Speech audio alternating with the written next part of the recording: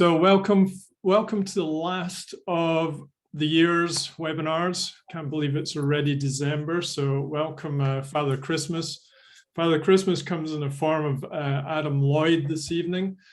Adam has just recently finished our course, CISN certificate course.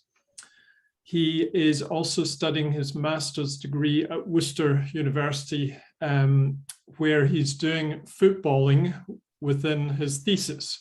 So he's literally right in the depth of football, and he's the perfect person to work on this with you. He's also the nutritionist for academy football at Cheltenham Town. So he'll tell you about specific case studies within this presentation. Like other webinars, we've got the chat box, so please jump on the chat box and tell us who you are, what you do, what you'd like to learn. And throughout the presentation, feel free to put questions down. If there's any relevant ones to what Adam's talking about, I'll ask him to respond. Otherwise, we'll wait till sort of 45 minutes when he finishes his presentation, and then we'll go on to our Q&A section. All right. So, Adam, over to you. Great. Thank you, Ian. And firstly, yeah, thank you for inviting me on to talk about this. It's been really enjoyable to put the slides together and to just think about this, think about what I've been doing, and so yeah, I've really enjoyed it. I think if we let me just bear with me. Let me just see if I can get that down. Yeah. So as Ian's just said, I'm currently studying. I'm at the dissertation stage of my master's at the University of Worcester, and I'm also the academy nutritionist at Cheltenham Town Football Club. So I deal with the under-9s all the way up to the under-18s in that football club. And what I thought I would try to do, I have a private practice in town here as well, and online, which everybody does have now, you know, with COVID and everything. And what I thought I would try to do is to sort of bring this all in together to kind of talk about how my practice informed my studying, how my studying informed my practice, and just kind of take you through a journey on that. I think I consider myself very lucky because what most people kind of use their dad to get them a job, and I actually I did it the other way around. I used my son to help get me a job because well, my sons play academy football. They're in the academy at Cheltenham, and so I started my life there as an academy dad. So you know, this is a picture of the facilities down at Cheltenham, which are lovely, on a lovely sort of, I think that was a spring day earlier this year. Yeah, and I you know, I got to know the coaches, as you do being a dad down there. And then, you know, started to understand a bit about the setup, and just about, we're talking maybe 2 years, just over 2 years ago now, I just said to the group, you know, could I help out? You know, is there anything I could do nutritionally to support? And told them what I was doing. And at the time, I was starting to specialize. I was about to go on and do Ian's course and starting to specialize in sports nutrition in my private practice. And so it just worked really nicely. And actually, as you'll see, I had an interest in the youth side. I've always had an interest in football, so it just kind of went really nicely. And it started off, you know, I had to kind of prove myself. So there's lots of presentations and lots of talking to the coaches down there, talking to the staff, and then that's progressed into you know, a formal position down there at the football club. And you know, Cheltenham Town, for those that are involved in football, Cheltenham Town is a although in League One and doing great this season in League One, their academy is a Cat 3 academy. So you know, the Cat 1 academies are the top Premier League clubs, most of them. And then it goes Cat 2 down to Cat 3 based on, you know, how far they recruit and the facilities that they've got. So it's not, I think it's becoming more common but it's maybe not too common to have a nutritionist at a Cat 3 academy. So there, yeah. I will just say, you know, a word on Cheltenham as well is that, you know, just a really open-minded group of people there, really keen to explore what nutrition had to offer for their group, not only for performance as well, very open to the idea. It was about health and it was about education for the athletes, for the academy football players, but also for parents and for guardians and digs, the guys that are staying in digs and things like that. So, you know, just been really, the last 2 years have been brilliant in terms of just an open book to go and try and do things and try and make a difference. So yeah. Also, just a note on private practice. I have a private practice in Cheltenham, and I started to just get my name out there in terms of in this local area as being an academy nutritionist dealing with younger football players. And so I started to see other football players from other academies in my private practice, which has been great. Okay, so I'm going to start just talking about what we did at Cheltenham initially. And this, so just to kind of frame this, at this point, I hadn't started my master's. So I basically qualified as a nutritionist, qualified as a nutritional therapist. That was my route to practice. And I'd taken a year out, and the intention, I lose track of time, but the intention was to kind of have a year out of studying. I couldn't quite bring myself to do that, so I ended up doing the CISN course with Ian in that year out, and then I was going to make a decision about whether I go back or not. So when I started to work with these are the scholars group, which is the first group I started working with. I hadn't formalized what I was going to be doing for a dissertation. I wasn't even sure I would necessarily be doing it.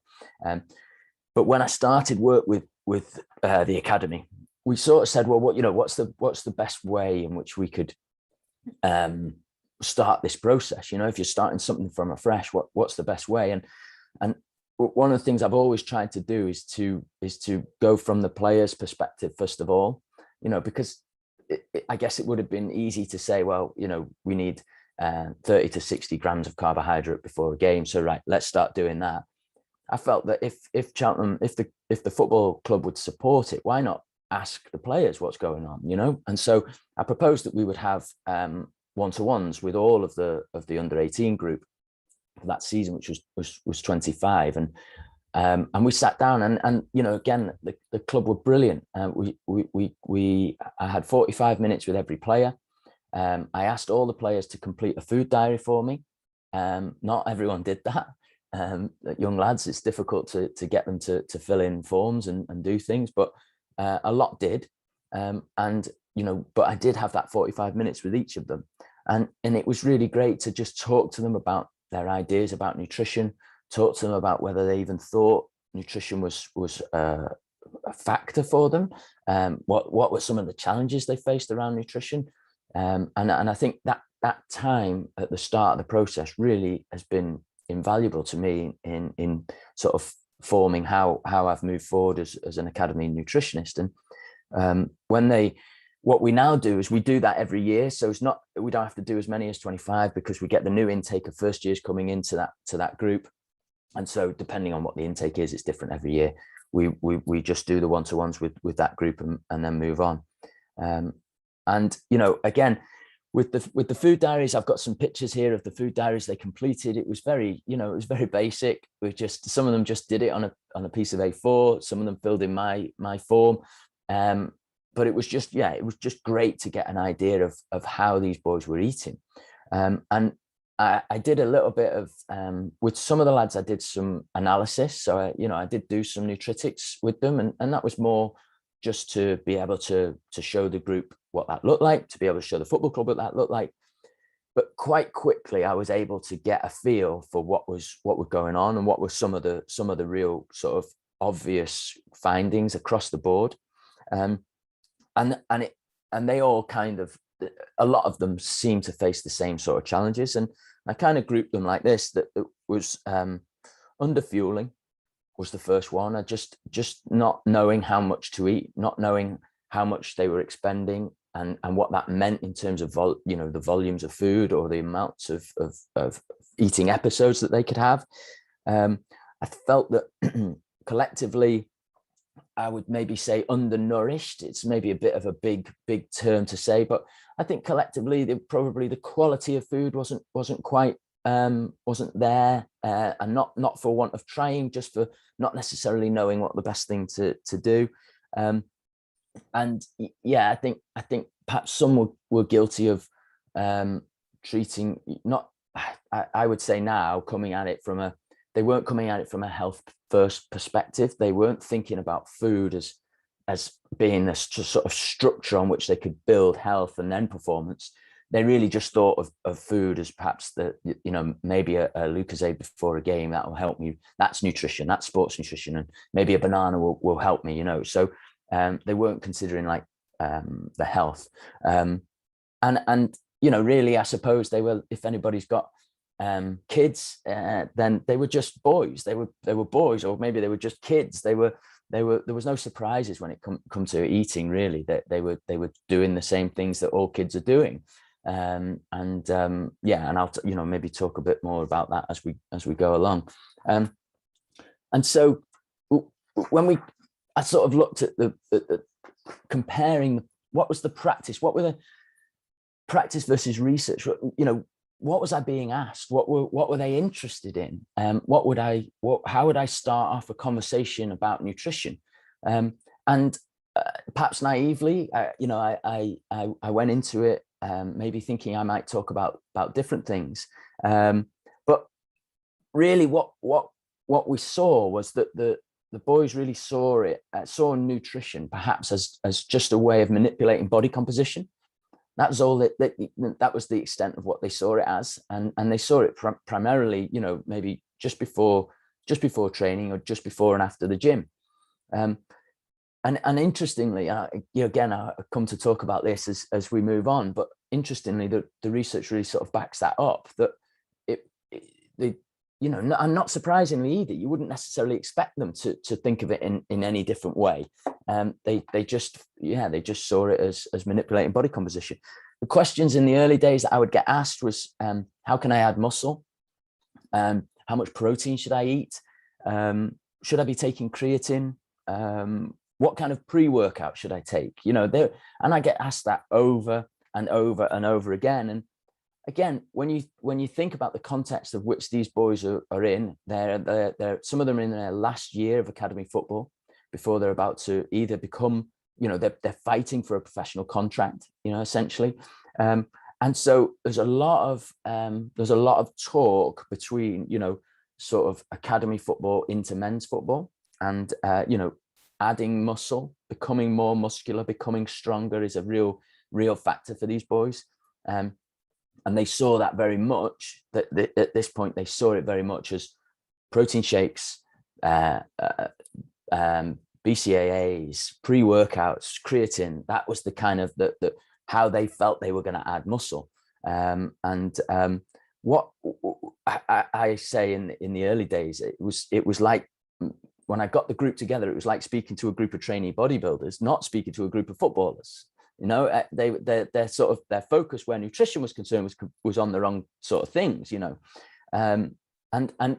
this is where I started to think.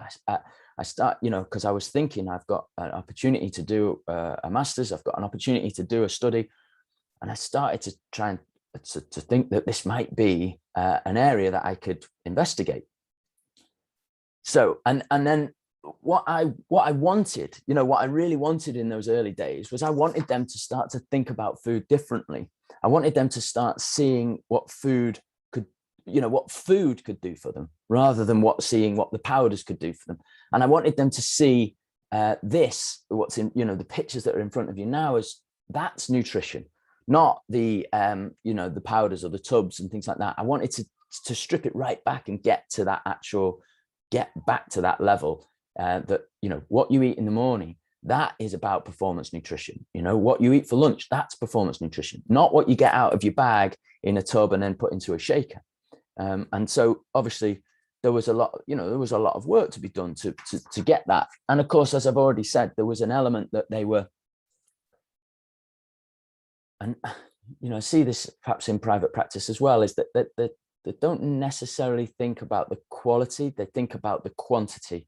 And so, a chicken breast, a chicken burger from KFC, for them was the same as a organic chicken breast. And again, I'm not saying that we should be getting academy footballers to eat organic chicken breast. It's just as an example, they didn't necessarily see that perspective.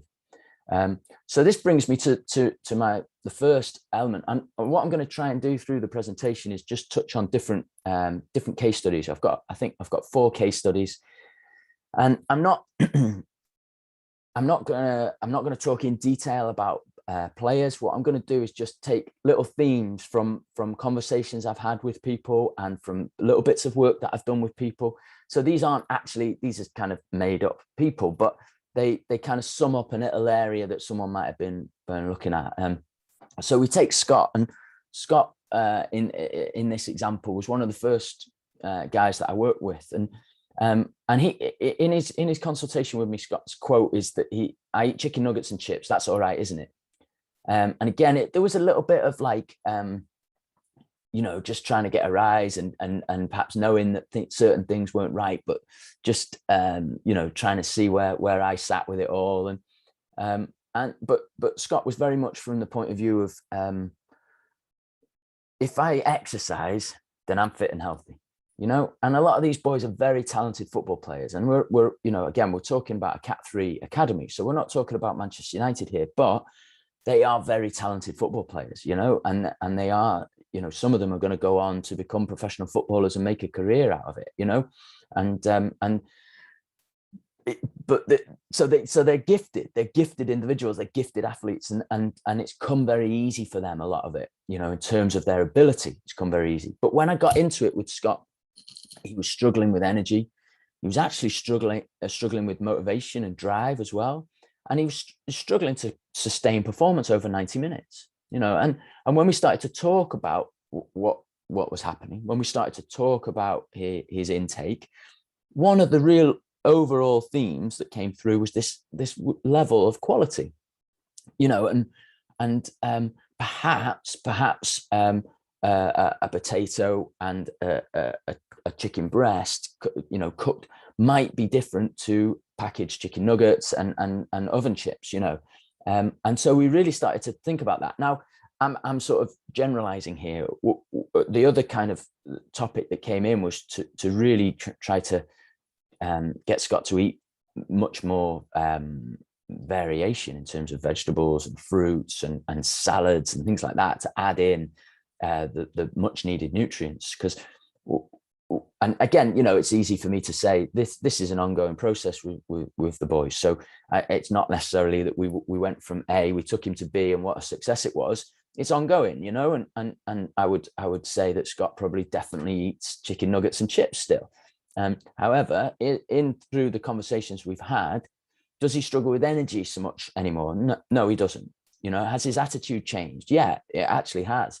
And can he keep that performance going for 90 minutes? Well, yeah, he can, and there are other things going on, in terms of his strength and conditioning, in terms of other things. But these are definite things that we've moved through. So that kind of brings me on to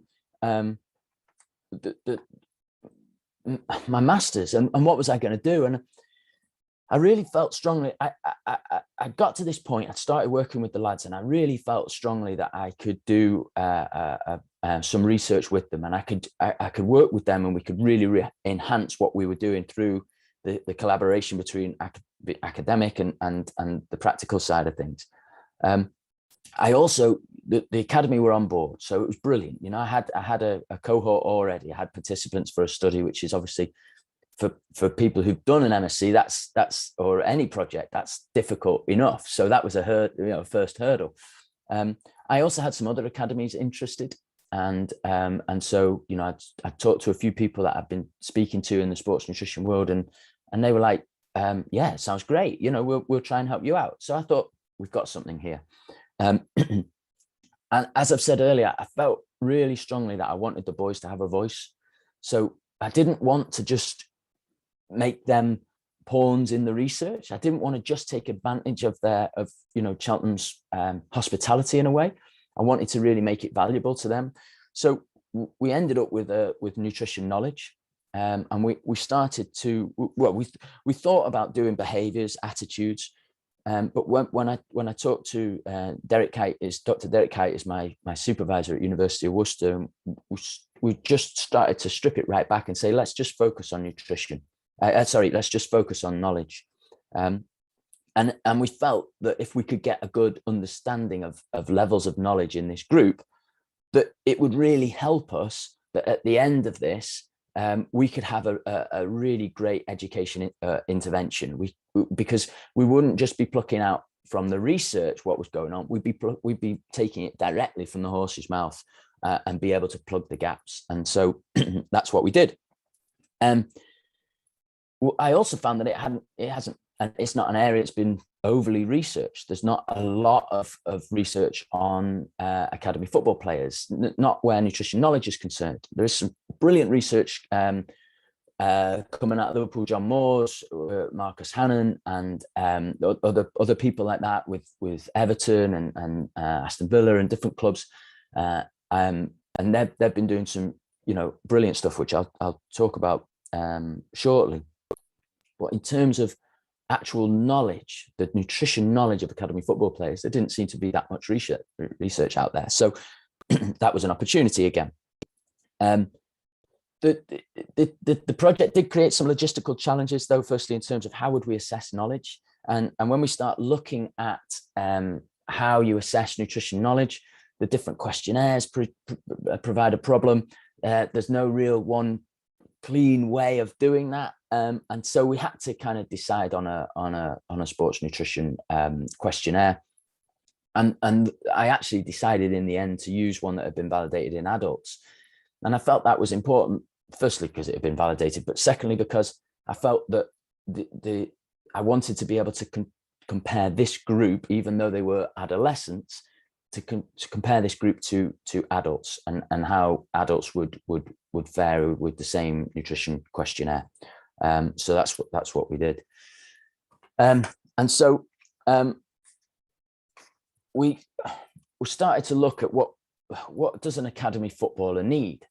And so there's the UEFA expert group statement on nutrition in football has been absolutely brilliant to help me structure what I'm doing. And I think there was an initial statement done like this. I think it's 95. Ron Morner had done this, and then this group here had updated it in 2020. And in the updated version, in this version that's in front of you, there was a topic, a particular topic for junior footballers. And so where we could see in the old statement, there was I think there was a couple of paragraphs about youth footballers, but it got bigger, and it was a particular statement now. And I think that shows how the research is progressing and moving forward, and that we're not now seeing these athletes, these academy players or youth athletes, as mini adults. They are distinct. They have their own requirements. They are a distinct group. And so it was great for me to be able to see this in this expert group statement. And one of the sentences I'm going to read out here, because I felt very strongly that we were doing something more than just preparing footballers for football matches. We were doing something which was more substantial than that. And the research shows this. And so I'll just read the statement first of all. Lifelong buy-in to optimize growth, health, performance, recovery, training adaptations, and body composition. So if we can affect a youth athlete's ideas about nutrition, if we can start talking to them about nutrition at this young age, in this window, this adolescent window, what the research tells us is that we are able to affect a person's lifelong attitudes to nutritional input, which I just thought was absolutely amazing, because there's so much noise out there where nutrition's concerned, that being able to get in and get the right it's not even like the right messages, but just trying to explain the context of nutrition to these young people was just so brilliant. And we also start to see that these adolescents have got different, they're in a phase of growth, so they've got really, big challenges, big nutritional needs, and other little bits which I maybe we'll go into if we've time at the end. So this was the expert statement was brilliant. It started me along the track of knowing that there was something here. So what does the research say in terms of adolescent nutrition knowledge? And here we couldn't really go to footballers in terms of knowledge here. I've already said this. It was we had to sort of go around to other sports and other countries. And again, you come up with the same challenges with research all over. Is that what's the cohort? Who can we get? And often it ends up being college students, because they're there, and they're accessible for research, that type of thing. So it was really sort of interesting to start to look at it. And there's lots of research, America, Italy, Germany, UK, in loads of different sports, basketball, American football. We had track athletes. We had all kinds of different sports. But the themes that started to come out of the review of the literature were adolescents involved in sports don't always make healthful food choices, and I think that's reasonable. They don't always have the best food options available to them. And if I go down to our local running track and I look in the vending machine there, then that's true. It's true. But they do have unique energy and nutrient demands. And adolescents need diets that provide adequate macronutrients, as well as iron, calcium, vitamin D, phosphorus, and fluids. And I think you could probably go across the board with all the micronutrients there. What we started to find was there was a real theme about athletes restricting energy intake, sometimes intentionally, because they were their type of sport they were involved in was aesthetic or was weight bearing, within weight categories, so they had to do that type of thing. But others didn't have that demand and were still restricting energy intake, and so they were possibly being more at risk of energy deficiency syndromes, so overtraining syndromes, red S, those types of conditions. Also, where we said at the start that they don't always make healthful food choices, they also, those that were more prone to eat more processed foods in their diet were also prone to energy deficiencies, not getting enough in, and again being nutrient depleted or nutrient poor. The timing of the meals was found to be a concern. And contributed to poor energy intake, as was skipping meals, and I'll come on to that in a minute. And again, I'll reiterate that some of the challenges with the research in terms of collectively bringing this all together was that every study I looked at used a different questionnaire, pretty much, and the questionnaires were asking different things about what sport nutrition was. They were asking about different things, and so it was very difficult to kind of get a collective together. However, some of the research, as I've already alluded to, particularly in academy footballers here in the UK, was really, really important and really informative. And so we started to understand the energy requirements of these academy footballers. And I've already talked about Marcus Hannon, and he's done some fantastic research which has looked at how much energy these athletes require. And again, roughly the figures, I guess, not necessarily important for now, but just in terms, under 18 players were coming out around about 3,500 calories. Under 15 players were coming out around about 3,000 calories. And under 12s and 13 players were coming out at around about 2,800 calories. In terms of their need, their requirements, what were they expending? And then we started to see through that we could start to have some carbohydrate and protein requirements that could be bespoke for these youth athletes. So one of the sentences that I think is also reiterated in the expert group statement as well was that when we look at energy expenditure for these academy players, they were sometimes comparable to or exceeding that was previously reported in Premier League football players, in adult Premier League football players. So this is I found this really interesting because, you know, particularly as we come down the footballing pyramid where money isn't quite so available. You know, I know in certainly across Cat 2, Cat 3 academies, you know, the first team are going into the canteen first of all. They're eating what they need, and then whatever's left is coming to our academy. And I was thinking, well, but this needs to be turned on its head. You've got to let these first team boys wait, and I've got to get my lads in because they're the ones that need it. Now, of course, I haven't succeeded in that one just yet. But we'll keep going. And so yeah, so again, it just is quite. I think it's worth just stressing again. You know, we could be looking at these football players, Mo Salah, you know, Paul Pogba, these superstars of the game, but our lads in the academy have got higher requirements than them.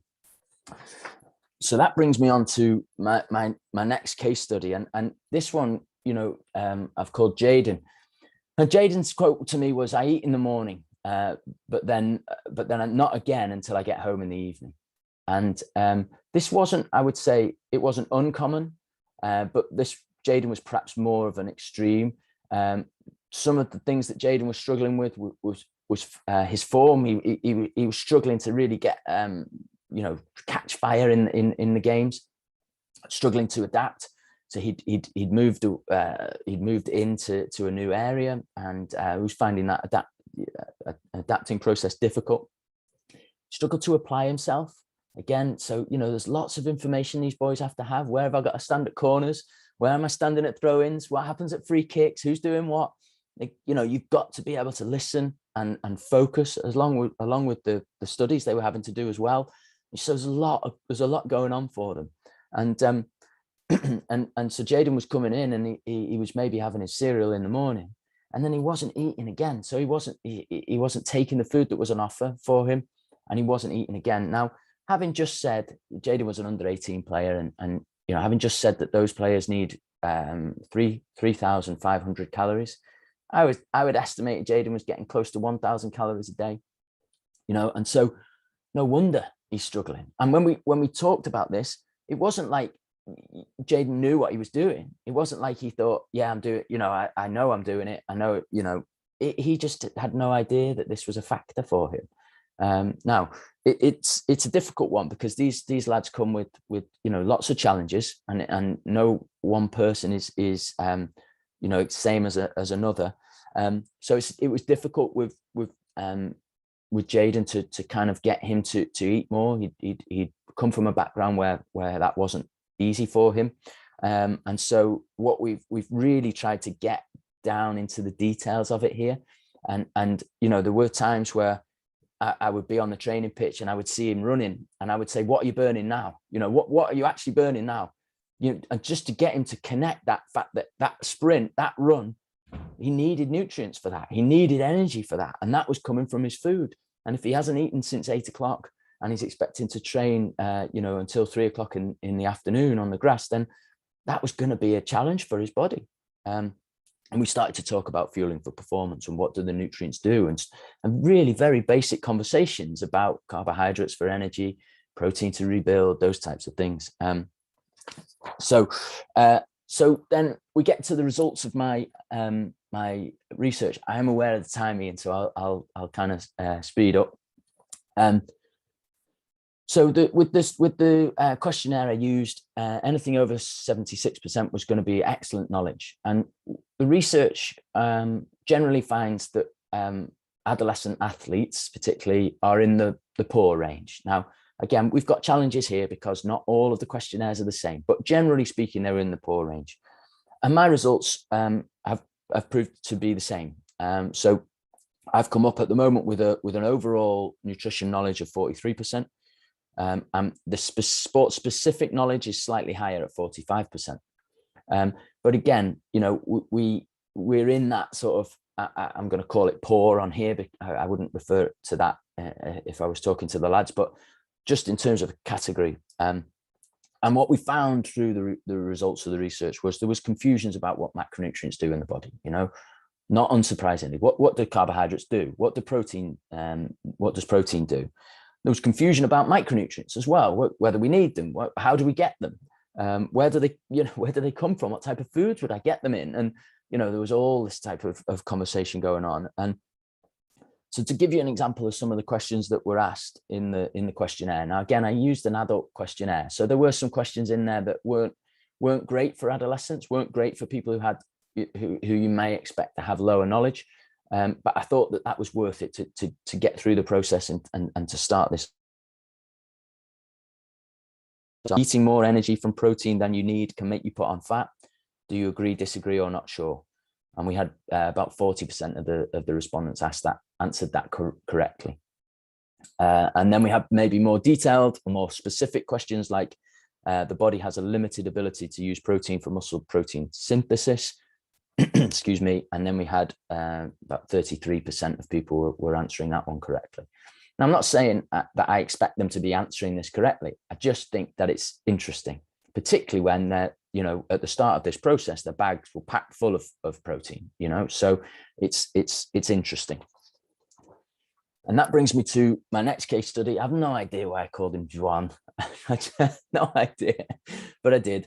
And so, again, really interesting case study. And Juan picked me off at training one day and said, I need to bulk up. He needed to bulk up. He was getting really conscious of the fact that he was coming towards the end of his second year in the scholars, and he wanted to put on muscle.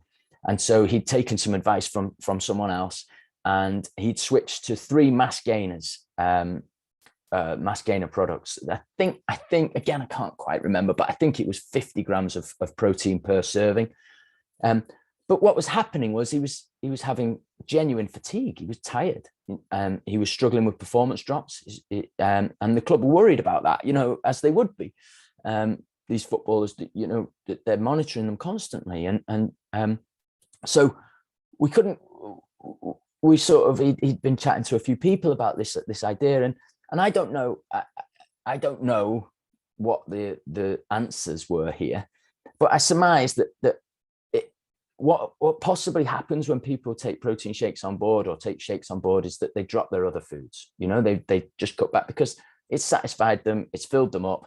They don't need the other bits. And when we started to look into it with Juan, we found that that was kind of what was happening. He'd stopped eating those other foods. He thought he was doing the right thing, taking on his mass gainers to bulk up. I think he was probably getting like maybe sort of 1,500 calories just from those 3 shakes. I think something like that. But he'd gone into massive protein breakdown, protein buildup, massive load of protein, and real drastic drop in carbohydrate.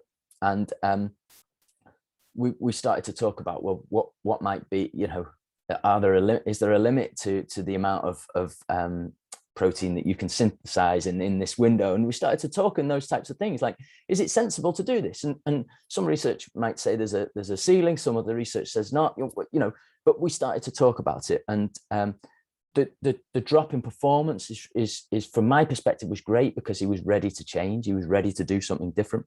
And ultimately, I think what had happened was that the increase had come at the cost of carbohydrate. And so he was relying on protein breakdown perhaps for energy, and it just wasn't there in those times that he needed it. Okay, Harry is my final case study. Same thing for Harry. You know, he was struggling with quickness over a short distance.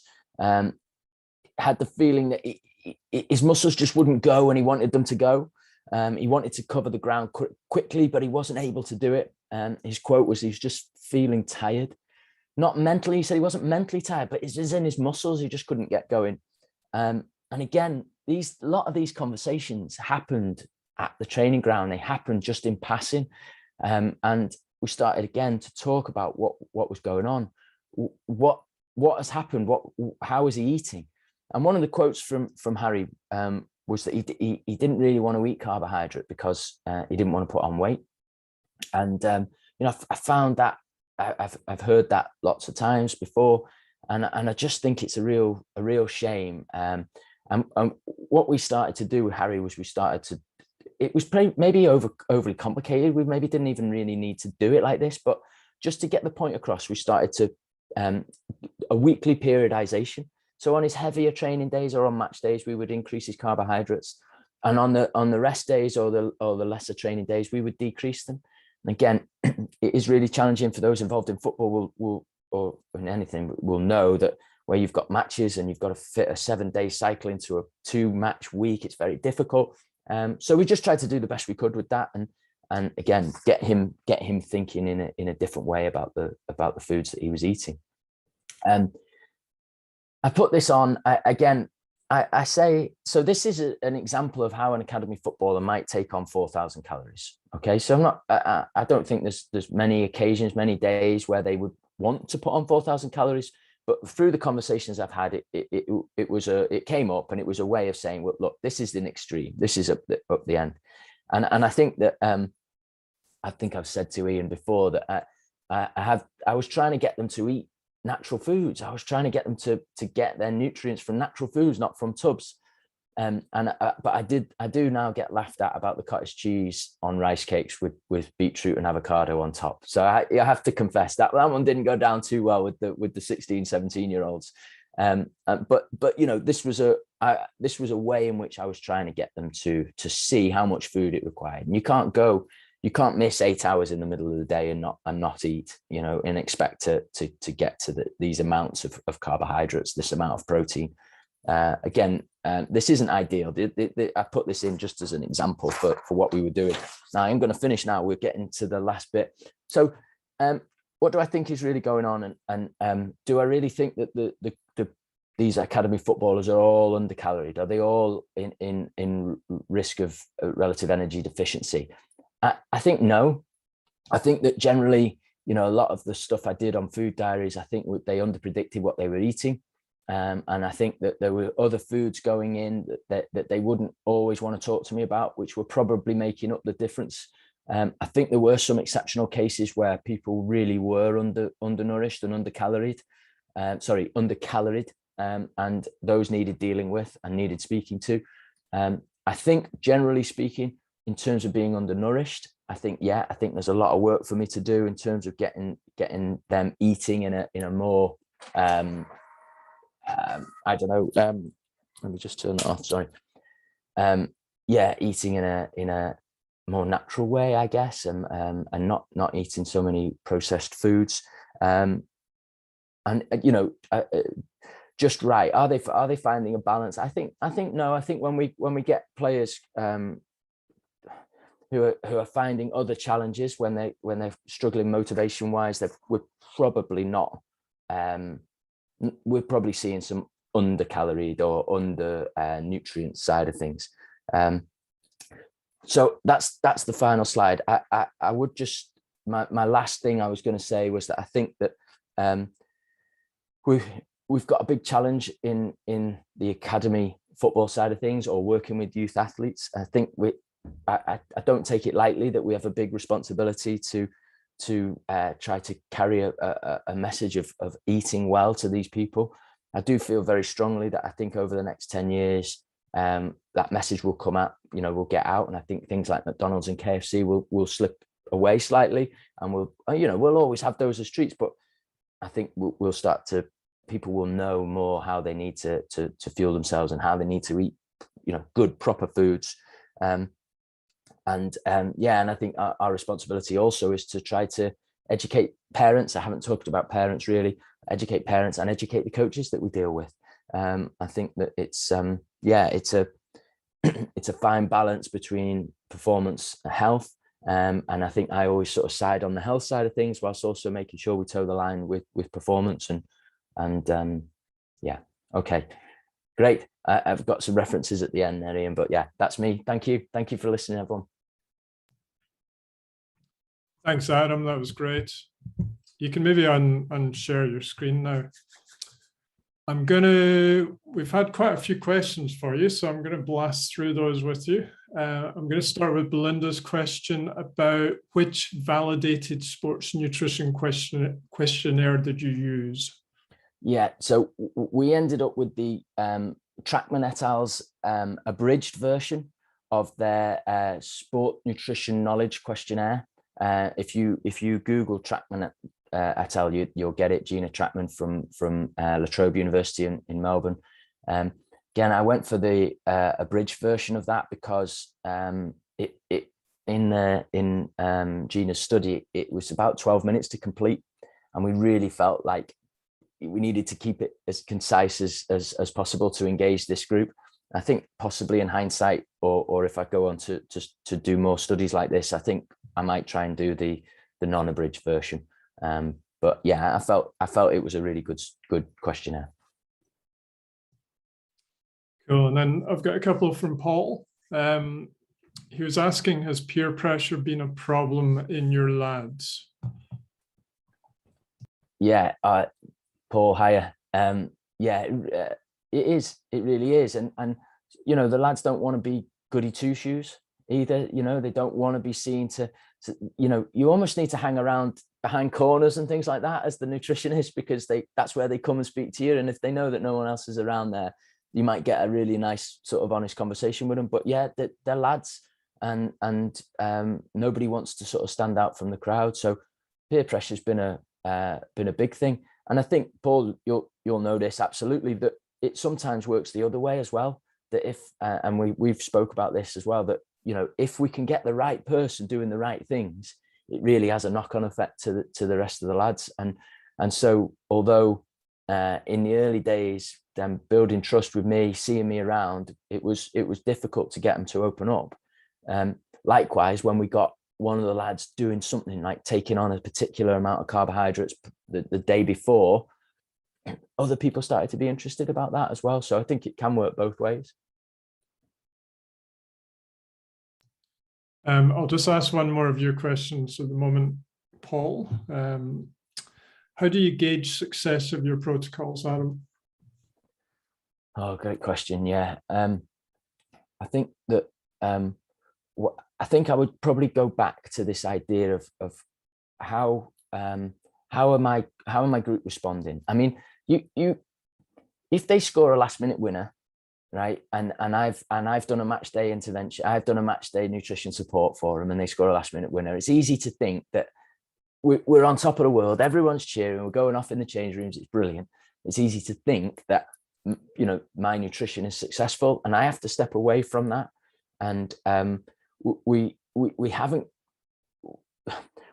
got far enough along the line with this work yet to say that we've got meaningful data as to how the lads are responding. But we do have daily wellness questionnaires, and they do fill in how they're feeling. And again, collectively, that's not necessarily a good judge, because there's so many other things going on for them. But where I've been working with someone a bit more closely, a bit more one-to-one, and I can start to see that uplift in terms of the daily wellness questionnaire, then I think we're doing okay. But it's the outputs, the how do I know I'm doing well? How do I know I'm doing the right things? I think is a really tough one, and it's one that I need to keep working on. One from Aisha. Would you share a typical day / week's menu plan, and like specific menu for a day before a match? You shared that 4,000 calorie day. I mean, how different would your suggestions be on average? Well, I think from that example, what I try to do is, so was it a day before? A day before, was that what we're saying? Yeah, she mentioned pre-game, yeah. Yeah, so yeah, day before. Depending on the time of the match, obviously. But if we're looking at day before, I try to encourage an oats-based breakfast with fruit and the usual stuff, yogurts, fruit juices. I found that I'm not, you know, I know that we have to be careful from a dental perspective as well, but an additional fruit juice can help just to get in that extra bit of carbohydrate, and it can be better than some of the other what Lucozade and things like that. But I tend to go for an oat-based breakfast, and I'm trying to get them to get in maybe 600 to 700 calories in a breakfast. We then make sure that they have something, a mid-morning snack. Again, I've had to compromise on some of these things, and I've had to go down the routes of bars and that type of thing, and maybe a drink of some sort. Again, the lads really like simple foods, so like a chicken and pepper wrap, and as long as we're getting good amounts of chicken in there, that would be a typical lunch. Again, maybe supported with a yogurt, maybe a Nature Valley oat bar, that type of thing. And then again, another snack in the afternoon. And again, depending on what they're trying to do, depending on what the targets they're trying to hit, then maybe we'll try and throw in a fruit smoothie or something like that. And then again, we try to keep it really simple in the evening with a good, a lot of the under 18s are in digs. And so it's kind of like just good, honest tucker evening meal fare, like a lasagna, a spaghetti bolognese, cottage pie, those types of things, that because we have to be realistic that sometimes the people that they're staying with who are cooking the food, they're relying on other people, they're relying on their parents most of the time to cook this stuff. So try and keep it as simple as possible.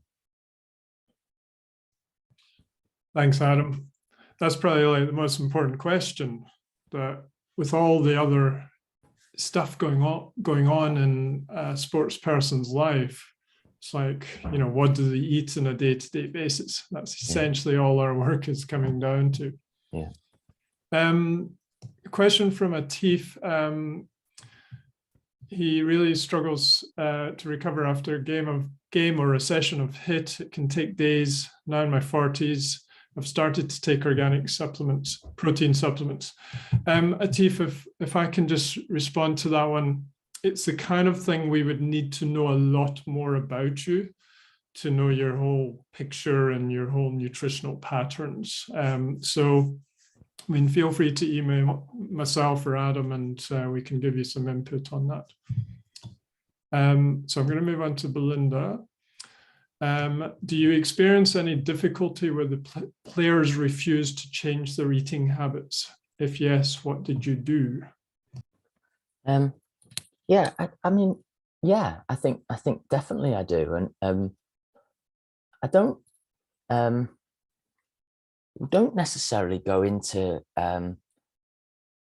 it's not perhaps as strict as that, I guess. We give them suggestions, we explain why these suggestions might be good for them, and then to a certain degree we let them make their own minds up. And there are, within any group, we've got from the under 9s to the under 18s, we're looking at hundreds of players, but in the let's take the scholars, the under 18s group, we've definitely got some, who are more willing to try different foods, more willing to eat salmon, more willing to try fish or things that they've not eaten before. I don't necessarily knock heads with the ones that aren't, just because of the environment that we're in, and there's so little time and so much work to do that it don't necessarily get that opportunity. I suppose that when I make myself available within that group, the ones that are wanting to take more information on are the ones that perhaps come and speak more to me, and maybe and actually, maybe I need to question that sometimes one of the lads I haven't spoke to for a while, why haven't I spoken to him? Is he not on board with it? And maybe I need to have those conversations with him. But yeah, I wouldn't necessarily chase people up and make sure that they're doing it. Really, it's kind of up to them. Thank you. All right. From Elliot, post-training question for glycogen refueling post-training or post-match. What would be the ideal reload food? Would you try and steer away from carbs in the form of gluten, pasta, etc., and keep it whole foods like sweet potato rice? Does it matter as long as the individual isn't celiac? and how much is an optimum amount of carb for efficient reload? There you go. Lots of stuff to get your teeth into there, Adam. Yeah, lots. So in terms of, so it would come down to individuals in terms of what I'm recommending. If I have got some lads who really struggle digestively, gastrointestinally, so those types of I'm going to be recommending different things for different people. Also, I guess, I mean, I don't want to. It's hard when you talk about like what's the absolute optimum amount for glycogen resynthesis, and to be honest, to answer that, I'd go back to the research and I'd have a look at it, and I'd get my textbooks out and have a look. Really, I want to just try and get a meal into the lads. I want to make sure that they understand that eating in combinations can help them and can help them prepare for the next game. And so it's more like that. And I would guess that, possibly as you go through the levels, as you go up the levels a little bit more, then you're perhaps working a little bit more with, grams per kilogram and how much do you want to take on board. And, if I could get 100 grams of carbohydrate into my player after a match, then I'm really pleased with that. But my lads don't know what 100 grams of carbohydrate is. So I have to not talk in those ways and perhaps just talk in food.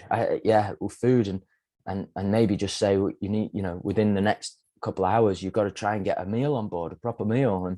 And we do have examples of what those meals are. So we do have menu cards that we would give to them, and there's lots of different things. So yeah, I'm not maybe that does answer the question. I don't know, but it's less detailed than that, I guess. It's more just encouraging them to try and get something on board. Can I do a quick follow-up question on that? Do you go into enough health detail with your boys to understand if any have got gut issues, and you might steer away from the heavy pasta dinners and more towards a rice or sweet potato dinner?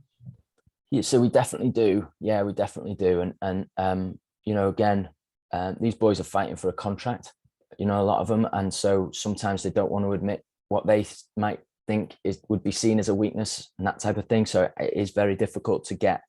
You ask the lads how they're feeling, and they're always tip top. I'm ready. Can you play? Yeah, I'm ready to play. So that is a challenge. But again, I think when I made the change to say that I was consistently going to be at the club at a certain time, certain day, certain times in the week, people knew I was going to be there, started to rely upon that. And then I started to get into, what was really going on. And and we do have particular protocols for some of the players where we try to support that side of things. I'm not too sure. I'm not too sure whether it's a long process of getting them to understand all of that. But yeah, I think we do. Yeah, I guess it's an education and trust process that you're building up there. Question from Aisha, the other one who's done our course as well. Welcome. She was listening to a Radio 4 interview last weekend about nutritional advice to Premiership football teams. The consensus was that people aren't willing to give up ketchup, biscuits, and basic treats. How do you really educate adolescents on good eating habits with balance when it's so hard to see the benefits of eating well? Yeah, I mean, that's a statement, isn't it? That's really difficult. And there's loads of stories, isn't there? I mean, I remember when Arsene Wenger came to Arsenal, and the story is he banned the mayonnaise, and the recent story about Ronaldo showing up at United and everyone refusing to have desserts. So there's lots of those stories that go on, and I think it's really difficult. And the boys will watch what the first team boys do. There's no doubt about that. It's very, very difficult to. One of the things I said to the academy manager was that when we start this process 2 years ago, maybe what we're trying to do is influence the under 9s who will be under 18s. And I thought, well, can I actually get away with saying that? Because that's like a 9-year process. But that was basically what I was saying, was that the change, the output, the sort of outlook and change within the football club takes years. It's going to take years. And maybe you never get certain things. And I'll only know if I moved on to another club, what was different and what was going on. But yeah, it's a long process. And I think small wins are great wins that we need to cling on to, I think a nice question to finish with is parental interaction that you've had. So Paul was asking, have you had problems with the parent support and or their ability to cook wholesome food? But likewise, you might have some parents that are totally on board, I'm sure. Yeah, it is a balance. I think